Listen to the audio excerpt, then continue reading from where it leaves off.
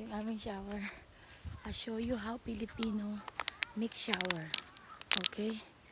So, what we have is, you see that? Tabo! Okay? Not bad. Ito, sa mga gustong bumili ng shower tent. For me, okay na to kasi mabilis lang siyang maglagay. Pop-up tent siya. So, yan lang. Ganyan lang kasimple. Wala kang masyadong dadalhin. Ganyan lang. Malaki yung loob, mataas.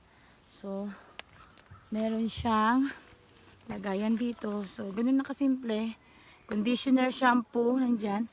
And then, we have some sabon here. So, camping style. So, mabilisan lang. Ayan, tabo, tubig. It's a hot water. It's a hot water kasi pinainit namin kasi may electricity dito. So, yan lang po mga guys. Sa mga gusto pong mag-camping. This idea, pwede nyo rin pong gawin para sa mga hindi sanay na hindi naliligo everyday.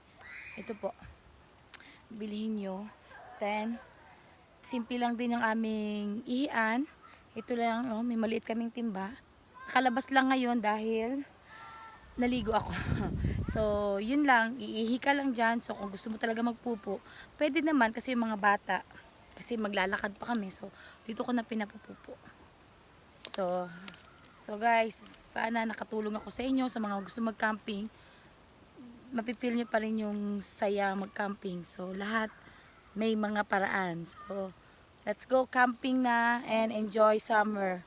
Yan ang tent. And then, dun sa likod ko, yan, water yan.